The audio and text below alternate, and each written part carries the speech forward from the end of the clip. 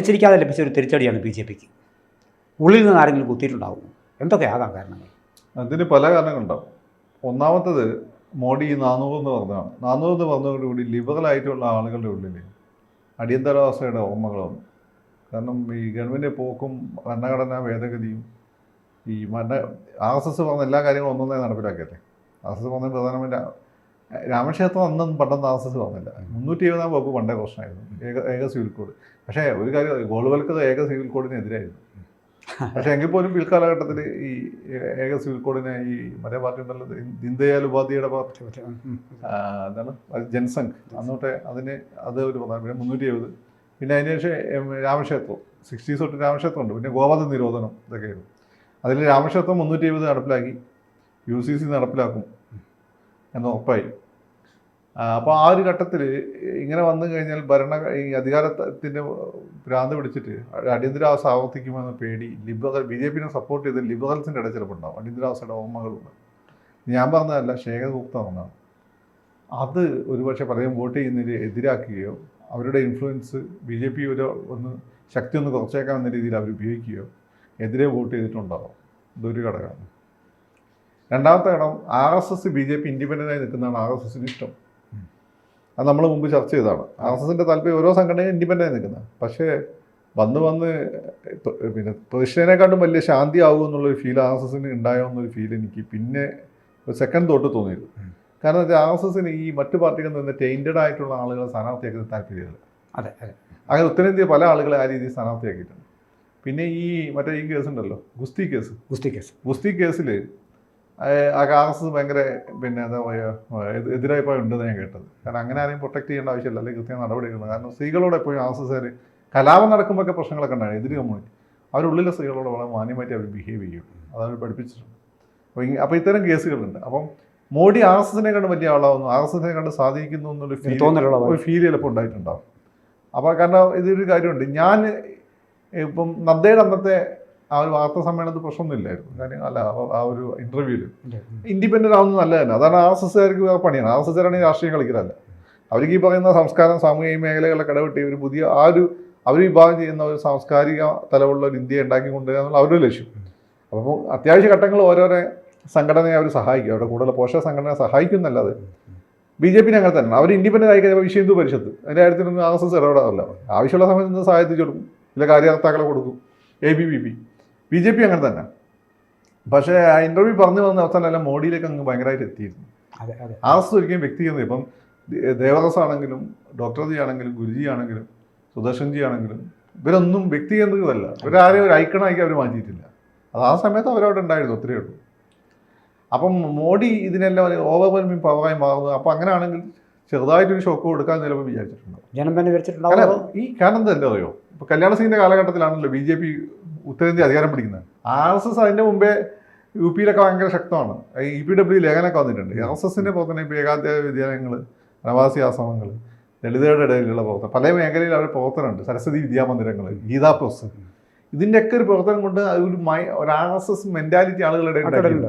അതിലിപ്പം കോൺഗ്രസിന് വോട്ട് ചെയ്യും, സമാജ്വാദി പാർട്ടിക്ക് വോട്ട് ചെയ്യും, ഇവർ പറയുന്ന സമയത്ത് മോഡിക്ക് വോട്ട് ചെയ്യും എന്നൊരു രീതിയിലാണ്. തവണ പ്രത്യേകിച്ച് മെസ്സേജും കൊടുത്തിട്ടുണ്ടാവും. ചിലപ്പോൾ അത്ര ഹാപ്പി അല്ല എന്നുള്ള മെസ്സേജ് കൊടുത്തിട്ടുണ്ട്. പക്ഷേ ഈ തിരഞ്ഞെടുപ്പിനോടനുബന്ധിച്ച് രാജസ്ഥാനിൽ തുടങ്ങിയ പ്രസ്താവന യുദ്ധം അതുമൊക്കെ തിരിച്ചടിച്ചിട്ടുണ്ടാവും. അവസാന ഘട്ടം വരെ അദ്ദേഹം ആ പ്രസ്താവന തുറന്നുകൊണ്ടേയിരുന്നു. ഒരുപക്ഷെ ന്യൂനപക്ഷങ്ങളിലൊക്കെ അത് ഇദ്ദേഹം വോട്ട് സമാഹരിക്കാൻ വേണ്ടി നടത്തിയ പ്രസ്താവനകൾ തിരിച്ചടിച്ചിട്ടുണ്ട്. അല്ല, അത് പിന്നെ അത് സത്യത്തിൽ ഈ പറയുന്ന 400 സീറ്റും കിട്ടില്ല എന്ന് തോന്നിയപ്പോഴാണ് നമ്പർ ഇറക്കിയത്. പക്ഷെ അത് പ്രശ്നം എന്ന് വെച്ചാൽ അത് ന്യൂനപക്ഷങ്ങളല്ലേ വോട്ട് ചെയ്യാൻ പോകുന്നില്ല BJP. അതില്ല. പക്ഷേ പ്രശ്നം എന്ന് വെച്ചാൽ ഈ ലിബറൽ ആയിട്ടുള്ള ഹിന്ദുക്കളുടെ ഇടയിൽ അത് ചിലപ്പോൾ ഇങ്ങനെ പോയി കഴിഞ്ഞാൽ അവരാരും ഇവിടെ പൂർണ്ണമായിട്ടും മുസ്ലിങ്ങൾ ശത്രുവായി കാണുന്ന ആളുകളൊന്നും അല്ല. അത് വളരെ ചുരുക്കം ഇപ്പോൾ RSS തന്നെ ഭൂരിപക്ഷം മുസ്ലിങ്ങൾ ശത്രുക്കളായി കരുതുന്ന ആളുകളൊന്നും അല്ല. അതുപോലെ പ്രാന്തന്മാരുണ്ട് ഈ ഓൺലൈനിലൊക്കെ വന്നിട്ട് ഇപ്പം എന്നെ വരെ കയറിയിട്ട് ജിഹാദിത്തെ കളിക്കുന്ന ആൾ, അങ്ങനെ പ്രാന്തന്മാരുണ്ട്. അതെല്ലാത്തിലും ഉണ്ടാവുമല്ലോ. അപ്പം അവർക്കത് ഹാപ്പി ആയിരിക്കും. പക്ഷേ അങ്ങനെയുള്ള മാസിനെ സ്വാധീനിച്ച് ഒരു കൺസോൾട്ടേഷൻ വേണ്ടിയാണ് ശ്രമിച്ചത്. നിങ്ങൾക്ക് ഒരേ ഒരു കാർഡ് അടുത്തടുത്ത് എടുക്കാൻ പറ്റില്ല. അത് ഒരു കാലഘട്ടത്തിന് ശേഷം ഓരോ കാർഡ് ഓരോ ഫോണ്ട് ജയൻ്റെ ആ സ്റ്റൈലിൻ്റെ വെൽവെറ്റ് പെയിൻറ്റ് അതിപ്പോൾ അടുത്ത കാലത്ത് പിന്നെ ഫാഷനായി വന്നു. കാണാൻ ഭാഗത്ത് ശോഭനെടുത്ത ഒരു സ്കേർട്ട് ഉണ്ട്, അതിപ്പം ഫാഷനായി വന്നിട്ടുണ്ട്. പക്ഷേ ഇൻ ബിറ്റ്വീൻ 30-40 വർഷം കഴിഞ്ഞു പോയി, മനസ്സിലായില്ല. അപ്പോൾ ഫാഷൻസ് ഒരു മുദ്രാവാക്യം തന്നെ കുറേ കാലം കഴിയുമ്പോൾ പിന്നെ അതിന് റെലവൻസ് അല്ല, അടുത്തടുത്ത് തന്നെ ഉപയോഗിച്ച ഷെയിനായി പോകും. മോഹൻലാൽ പണ്ട് മീശ പിടിച്ച സിനിമ നരസിംഹം ഹിറ്റായി, അതിനുശേഷം ഒന്നാമൻ വന്ന് ഫ്ലോപ്പായി. പിന്നെ ജോഷി സാറിന് മറ്റേ സിനിമ വന്നു, ആ പടം എന്താ അങ്ങനെയുള്ള കുറേ പടം വന്നു, ഷജി കൈലാസിൻ്റെ അലിബായി, ഇങ്ങനെ ഒരുപാട് സിനിമകൾ വന്നു. സക്കീർ ഹുസൈൻ എന്ന് പറഞ്ഞ സിനിമ ജോഷി സാർ, അപ്പോൾ ഈ സിനിമയുടെ പേര് ഞാൻ പറഞ്ഞു, സക്കീർ ഹുസൈൻ മോഹൻലാലിനൊക്കെ ആയിട്ട് ഇതൊക്കെ ഫ്ലോപ്പായി. പിന്നെ മോഹൻലാൽ കുറേ മീശ പിടിച്ചില്ല. പിന്നെ ഇടയ്ക്ക് ഇപ്പം വല്ലപ്പോഴും പിടിക്കും, അതപ്പോൾ ഭയങ്കര കയ്യടിയാണ്. അല്ല, എല്ലാം സ്വയം സ്വാംശീകരിക്കാൻ ഉള്ള ഒരു ശ്രമത്തിന് കിട്ടിയൊരു തിരിച്ചടിയാണ്. ജനാധിപത്യത്തിൽ എപ്പോഴും ജനം തന്നെയാണ്. അല്ല, ഇതൊക്കെയാണ് ഇതിൻ്റെ ഒരു നമ്മൾ കാണാവുന്ന പോസിബിൾ ആയിട്ടുള്ള ഒരു ചൂണ്ടിക്കാണിക്കാവുന്ന ഫാക്ടേഴ്സ്. പക്ഷേ ഈ RSS അങ്ങനെ തീരുമാനം എടുത്തിട്ടുണ്ടെങ്കിൽ ഇപ്പോൾ സ്വാഭാവികമായിട്ട് നമ്മൾ ഈ പറഞ്ഞ പോലെ അവർക്ക് കൂടി താല്പര്യമില്ലാത്ത സ്ഥാനാർത്ഥികളെ വിന്യസിച്ചിട്ടുണ്ട് എങ്കിൽ അപ്പോൾ അങ്ങനെ ഒരു തീരുമാനം സാധാരണക്കാരായ ആൾക്കാർക്ക് എടുക്കാൻ കഴിയില്ല. ഇത് അത്തരത്തിലുള്ള തലങ്ങളിൽ വേണം RSSനെ പോലുള്ള സംഘടന. അല്ല, അതിൻ്റെ ഈ വോട്ട് മൊബിലൈസ് ചെയ്യുന്ന സംഘത്തിന് പങ്കുണ്ട്. സംഘം എന്ന് വെച്ചാൽ കേരളത്തിന് പുറത്ത്, ഈ സൗത്ത് ഇന്ത്യയുടെ പുറത്ത് സംഘത്തിന് ഇവിടുത്തെ ഒരു NSS SNDP ഒക്കെ കമ്മ്യൂണിസ്റ്റ് പാർട്ടിക്ക് കിട്ടുന്ന ഒരു ആക്സെപ്റ്റൻസ് ഉണ്ട്. അതിലും ഒരു ഗുരുജി എന്നുള്ള സാധനമുണ്ട്. അതെ. അപ്പോൾ സംഘത്തിന് അത്ര ഹാപ്പി അല്ല ഒരു സ്ഥാനാർത്ഥി മെസ്സേജ് കൊടുത്തു കഴിഞ്ഞാൽ പിന്നെ പലരും വോട്ട് ചെയ്യാൻ പോകില്ല, അല്ലെ തിരിച്ചു വോട്ട് ചെയ്യും. കാരണം അവരെ സംഘമാണ് പ്രധാനം. അത് നിങ്ങൾ നോക്കിയാൽ മതി. BJP ഒക്കെ സെക്കൻഡറി ആണ്. അതെ, ഉറപ്പായി സംഘമാണ് പ്രധാനം. അവർ ഇപ്പം ഇദ്ദേഹം പോലെ മോഹൻ ഭഗത് പോലെ സംഘം അതാണ് അവരുടെ. അതായത് അവരുമായിട്ട് അങ്ങനെ ബന്ധപ്പെട്ടാൽ നമുക്ക് മനസ്സിലാവും, ഫീൽ. അല്ലെങ്കിൽ നമ്മൾ വിചാരിക്കും മോഡിയാണ്, അമിത്ഷായാണ്, മോഹൻജി ഭഗവത്. അതൊന്നുമല്ല, അവർക്ക് ആ സംഘടനയാണ്. സംഘടനയുടെ കടന്നൊരാൾ പോകുന്നു എന്ന് തോന്നിക്കഴിഞ്ഞാൽ അതൊരു പ്രശ്നമാണ്. അതൊക്കെ ഉണ്ടാവാം. വേറൊരു ഫാക്ടറി കാരണം എക്സ്റ്റേണലാണ്. മോഡിനെ ആദ്യം അമേരിക്കയൊക്കെ സപ്പോർട്ട് ചെയ്തിരുന്നു, കാരണം ഈ ലിബറൽ റിഫോംസ് ഒക്കെ വേഗം കൊണ്ടുവരുമെന്ന് ഞാൻ. പക്ഷെ അങ്ങനെ ഇത്ര പെട്ടെന്ന് കൊണ്ടുവന്നില്ല. സത്യത്തിൽ സ്പീഡ് കുറഞ്ഞതാണ്. അങ്ങനെ കൂടുതൽ ഇന്ത്യക്കാർ ഗുണങ്ങനെ പോപ്പുലർ ആയിട്ടുള്ള കാര്യങ്ങളാണ് ചെയ്തത്. അതായത് ജൻധൻ യോജന, സ്വച്ഛ് ഭാരത്, അങ്ങനെയുള്ള കാര്യങ്ങൾ, ഈ ഫ്രീ ബീസ് ഒരുപാട് കൊടുത്തു. അതൊക്കെ ഇത് വെൽഫെയർ സ്കീമിന് മറ്റവരെതിരെ ക്യാപിറ്റലിസ്റ്റുകളെതിരാണ്. ഇതൊരു സോഷ്യലിസ്റ്റ് ലെഫ്റ്റ് സാധനമാണ്, കമ്മ്യൂണിസ്റ്റുകാർ പൊതുവെ നടപ്പിലാക്കുന്നത്.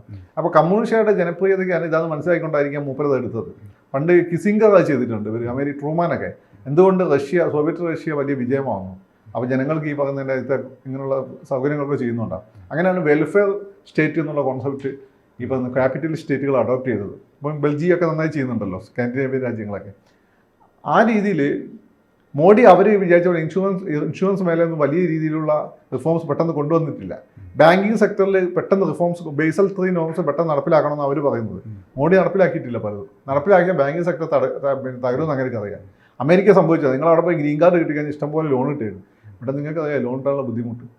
സിവിൽ മിനിമം എഴുതുന്നില്ലെങ്കിൽ ലോൺ ഇട്ടില്ല, ആരാണെങ്കിലും ലോൺ ഇട്ടില്ല. മാത്രമല്ല ലോൺ കൃത്യമായി നോക്കിയിട്ട് അവർ കൊടുക്കുകയുള്ളൂ. അതുകൊണ്ടാണ് ഇന്ത്യൻ ബാങ്കിങ് സെക്ടർ തകരാത്തത്. ഇന്ത്യൻ ബാങ്കിങ് സെക്ടർ തകരാത്തതുകൊണ്ടാണ് ഇന്ത്യൻ ഇക്കോണമി തകരാത്തത്. അപ്പോൾ മോഡി ഈ റിഫോംസ് ഒക്കെ പെട്ടെന്ന് നടപ്പിലാക്കുമെന്ന് അവർ വിചാരിച്ചു. പക്ഷേ അങ്ങനെ നടപ്പിലാക്കിയില്ല, അങ്ങനെ അത്ര സ്പീഡിൽ നടപ്പിലാക്കിയില്ല. അത് അങ്ങനെ അവരുടെ കണ്ണ് കരടായി. രണ്ട് ഇന്റർനാഷണൽ കാര്യത്തിൽ അവർ പറയുമ്പോൾ അല്ല ഇറാനെതിരെയും റഷ്യക്കെതിരെയൊക്കെ ഇറാൻ റഷ്യ വിഷയത്തിലൊക്കെ നിലപാടെടുക്കുന്നത്. പിന്നെ ഇന്ത്യനെ ഇൻഡിപെൻഡൻ്റ് ആയിട്ട് ഒരു മിലിറ്ററി മൈറ്റായിട്ട് വളർത്താൻ വേണ്ടി ശ്രമം പണ്ട് വാജ്പേയി തുടങ്ങിയാണത്. ഇടയ്ക്ക് കോൺഗ്രസ് നിർത്തി വെച്ചു. ഇപ്പം മഡഗാസ്കറിൻ്റെ ദ്വീപ മേടിച്ച് അവിടെ എയർബേസ് ഒക്കെ തുടങ്ങിയിട്ടുണ്ട്, കാരണം ഇന്ത്യൻ ഓഷൻ കൺട്രോൾ ചെയ്യാൻ വേണ്ടിയിട്ട്. പിന്നെ ഈ മറ്റ് അന്താരാഷ്ട്ര വേദികളും പണ്ട് നെഹ്റുവിന് കിട്ടിയ പോലെ മോഡി കിട്ടിയൊരു സ്വാധീനം. നെഹ്റുവിന് ഇങ്ങനെ കിട്ടുന്ന വലിയ ഇമ്പാക്ട് കിട്ടുന്നത് കണ്ടിട്ടാണ് ചൈനയോട് ഇന്ത്യനെ അറ്റാക്ക് ചെയ്യാൻ അമേരിക്ക പറഞ്ഞത്. ഇതേമാതിരി മോഡിനോട് നേരിട്ട് ഇത് പറയില്ലെങ്കിൽ പോലും ഇത് ഉള്ളിൽ കൂടെ പറയും. അപ്പം അങ്ങനെ മോഡിക്ക് കിട്ടുന്ന ഒരു ഇമ്പോർട്ടൻസ്.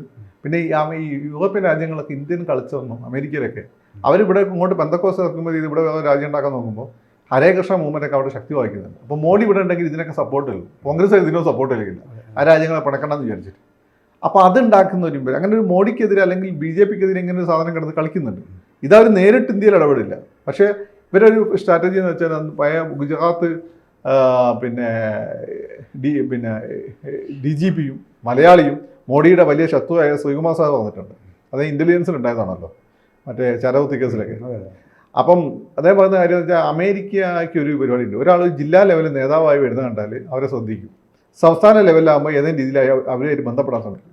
അവർ വഴങ്ങുന്ന ആളുകളാണ്. അവരെ മക്കളെ പുറത്തൊക്കെ കൊണ്ടുപോയി പഠിപ്പിക്കും, സ്കോളർഷിപ്പൊക്കെ കൊടുക്കും, അവരെ സാമ്പത്തികം സഹായിക്കുക, ഇലക്ഷന് വിജയിക്കാൻ സഹായിക്കും.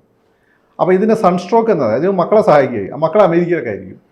പിന്നെ ഈ മക്കളെ ഉപയോഗിച്ച് അവരെ ആജീവനം അന്ന് ബ്ലാക്ക്മെയിൽ ചെയ്യും. അപ്പോൾ ഈ ജാതി സംഘടനകളുടെയും ലോക്കൽ നേതാക്കന്മാരുടെയൊക്കെ മക്കൾ പലരും അമേരിക്കയിലുണ്ടാവും. ഇവരുപയോഗിച്ച് ഇവരെ ഭീഷണിപ്പെടുത്തിക്കൊണ്ട് ഈ ഉത്തരേന്ത്യയിലൊക്കെ ഒരു ലോക്കൽ നേതാവ്, ലോക്കൽ സാമുദായിക നേതാവ് വിചാരിച്ചു കഴിഞ്ഞാൽ ഒരു മണ്ഡലമൊക്കെ മാറ്റി വയ്ക്കാൻ പറ്റും, നിയമസഭാ മണ്ഡലം. ഇതും ചിലപ്പം ചെയ്തിട്ടുണ്ട്. ഇത് നമ്മളൊരു വൈൽഡ് കേസാണ്. ഇങ്ങനെ വൈൽഡ് കേസ് വരാൻ കാരണം ഷെയ്ഖ് ഹസീന നടത്തിയിട്ടുള്ള പ്രസ്താവനയാണ്. അറിയാലോ, അവിടെ ഒരു പ്രത്യേക രാജ്യം കവർ ചെയ്യാനുള്ള ഒരു വിദേശ രാജ്യത്തിന്റെ വെള്ളക്കാരൻ വന്ന് പറഞ്ഞു എന്നൊക്കെ പറഞ്ഞു.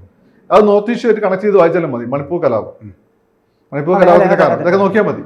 അപ്പോൾ ഇതെല്ലാം ഫാക്ടേഴ്സ് ആയിരിക്കും. ഇനി കൂടുതൽ നമുക്ക് പിന്നെ ഇപ്പം പ്രഥമ ദൃഷ്ട്യാ നോക്കുമ്പോൾ ഇത് അൺഎക്സ്പെക്റ്റഡ് ആയിട്ടുള്ള തിരിച്ചടിയാണ്. കൂടുതൽ നമ്മുടെ ഒരു ഏകകക്ഷി ഭരണം, ഉറച്ച ഭരണം, ഇവരുടെ വാദങ്ങൾ പിന്നെ ഒരു മൂന്നാമത്തെ ശക്തിയായിട്ട്, സാമ്പത്തിക ശക്തിയായിട്ട് ഉയർത്തും. ഇതൊക്കെ തന്നെ ഒരുപക്ഷെ ഇന്ത്യയിൽ പിന്നെ ഇത്തരത്തിലൊരു ശൈഥില്യം സൃഷ്ടിക്കാൻ ഒരുപക്ഷെ വിദേശ ശക്തികൾ ആരെങ്കിലും. അല്ല, ഇന്ത്യയിൽ ഒരു ശക്തമായ ഏകകക്ഷി ഭരണം വരുന്ന ഒരു ശക്തനായ നേതാവ് വരുന്ന ഇവർക്ക് പിടിക്കില്ല. കാരണം ഇവരെ കളി നെഹ്റുവിൻ്റെ അടുത്ത് നടന്നിട്ടില്ല, ഇന്ദിരാഗാന്ധിയുടെ അടുത്ത് നടന്നിട്ടില്ല, രാജീവ് ഗാന്ധിയുടെ അടുത്ത് നടന്നില്ല. രാജീവ് ഗാന്ധിനൊക്കെ ഒരു ഭയങ്കര സോഫ്റ്റായ മനുഷ്യനാണ്. അങ്ങനെ നിഷേധിയായിട്ടാണ് ഇവർ കണക്കാക്കിയിട്ടുള്ളത്, ഇവർ ഇൻ്റലിജൻസ് റിപ്പോർട്ടിലൊക്കെ. കാരണം ഇവരെന്താ പറഞ്ഞാലും അങ്ങേര് എല്ലാം സമ്മതിക്കില്ല. കാരണം നെഹ്റു ഇന്ദിര ആ ട്രഡീഷൻ വരുന്നതല്ലേ. വാജ്പേയി ആണെങ്കിലും ഇങ്ങനെ തന്നെ ആയിരുന്നു. പക്ഷേ വാജ്പേയിക്ക് ഒറ്റയ്ക്ക് ഭൂരിപക്ഷം ഉണ്ടായില്ല. അപ്പോൾ ഒറ്റയ്ക്ക് ഭൂരിപക്ഷം ഇല്ലാതെ ഇവർക്ക് എന്ത് ചെയ്യുക, ഈ പ്രാദേശിക പാർട്ടികളുണ്ടല്ലോ, അതിൽ പലതും ഇന്ത്യ വിരുദ്ധമായി തുടങ്ങിയ പാർട്ടി DMK, അതുപോലെ എന്താണ് ആസാമിൽ ആസാം ഗണ, ഇതൊക്കെ ഇന്ത്യ വിരുദ്ധ പാർട്ടികളാണ്, അകാലിദൾ. അപ്പോൾ ഇവരെയൊക്കെ സ്വാധീനിച്ചുകൊണ്ട് എന്ത് ചെയ്യാൻ പറ്റും, ഇവരെ ഈ ഗവൺമെൻറ്റിനെ ദുർബലപ്പെടുത്താൻ ഇവരെ കാര്യം സാധിച്ചെടുക്കാൻ പറ്റും. അപ്പോൾ ഇന്ത്യയിൽ ശക്തമായ ഒരു ഏകകക്ഷി ഭരണം വരാൻ പാടില്ല. അതിൻ്റെ ആ അജണ്ട ഇതിൻ്റെ പിന്നിലുണ്ടാകും. അതൊന്നും പക്ഷേ ഒരു കാലത്ത് പുറത്ത് വരികയല്ല, തിരിച്ചറിയുള്ളൂ. അല്ലാതെ ഈ ഞാൻ പറയുമ്പോൾ ബോഡി ഇപ്പോൾ എല്ലാം പെർഫെക്റ്റ് ആയ ആളാണെന്ന് ഞാൻ പറയുന്നില്ല. എങ്കിലും ഉത്തരേന്ത്യയിൽ ഇങ്ങനെ തിരിച്ചടി വരാൻ കാരണം എനിക്ക് മനസ്സിലാവുന്നില്ല. എന്തായാലും ഇതൊരു തിരിച്ചറിവായി മാറട്ടെ.